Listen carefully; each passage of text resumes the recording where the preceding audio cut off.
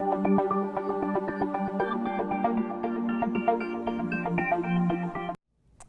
now that we have gone through all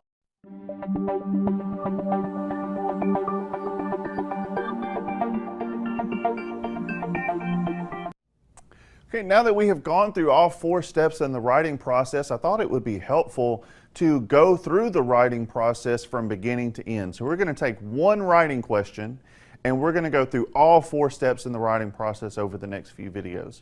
So let's quickly review, what are the four steps in the writing process? Well, first we need to make a point, and we discover that point by doing pre-writing, getting some ideas on paper. And then with step two, we have to come up with supporting points and specific evidence for our point. Now, we generated those ideas back in step one, but in step two, we pick out, okay, what are my best, say, 3 supporting points, and what are lots of specific details that go along with those supporting points. Once we have all of that down, now it's time to move to step 3, organizing our supporting points. We pick an order that makes sense and put those 3 supporting points in order. We add transitions, we write a sketch outline, we write a topic sentence. At the end of that step, we're ready to write a rough draft. Now, once we have our rough draft, we're ready for step 4, which is to revise and edit, to make sure that all of our sentences are clear and error-free, and to make sure we have lots of specific detail, that we didn't leave anything out. So I have a question on the board. This is going to be the question we use for our paragraph. The question is, what improvements could a college make to entice new students? So with that question, what are all of our supporting points going to need to be? Well, they're going to need to be improvements, right? We're going to need examples of improvements. So I'm going to put that in the middle here. I have decided that for my pre-writing, I'm going to do a cluster diagram. And because we can't truly do this in an interactive way, I've taken a shortcut. I asked my students this question in a face-to-face class, and they gave me lots of great ideas for improvement. So I'm going to use the suggestions they came up with for this exercise. So what are some of the improvements we could make to a college that you think would entice new students? Well, one, and this has been in the news a lot lately, is free tuition. Now, why would that entice new students? Well, for one, some students can't afford college right now, and that's the only thing keeping them away. Also, if students do attend college and graduate, they are often left with a lot of student debt from student loans and things like that, so they wouldn't have any student debt if we had free tuition. What's another supporting point? Students always mention this one, parking. They wish there was more convenient parking, closer to their building, more spaces.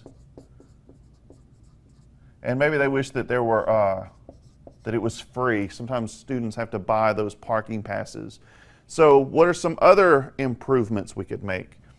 Well, what about more online classes? More and more classes seem to be moving online. Why do you think students like online classes? Well, they're convenient.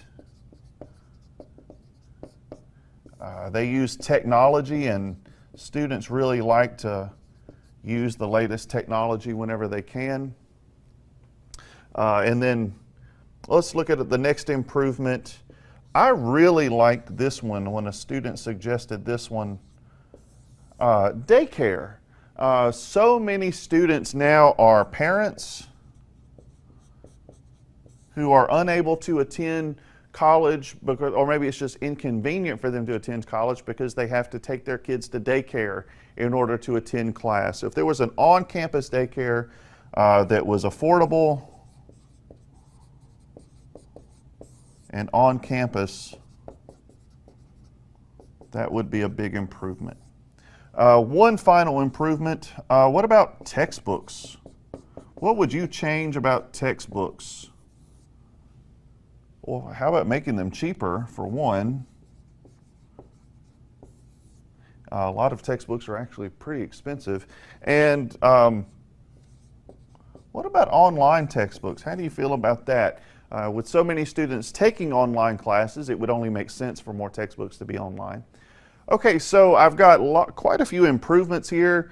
That gets us through step one. I've got lots of ideas on paper. For step two, we need to pick our best ones. So I want to go with 3 supporting points for this paragraph. So what do you think are the best 3 of the paragraph, or of the 3 supporting points that we have up here? What are the best 3?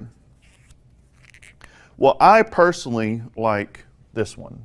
So I'm going to include it in the mix, the daycare. What else? How about free tuition? That seems to be popular. And let's talk about some textbooks. I think that's a good supporting point. So now I think we've got 3 good supporting points. We've got a few specific details beside each point. So we're going to stop here and move on to step 3. And in step 3, we're going to take all this and organize it, add transitions, and write a topic sentence. So I'll see you in the next video.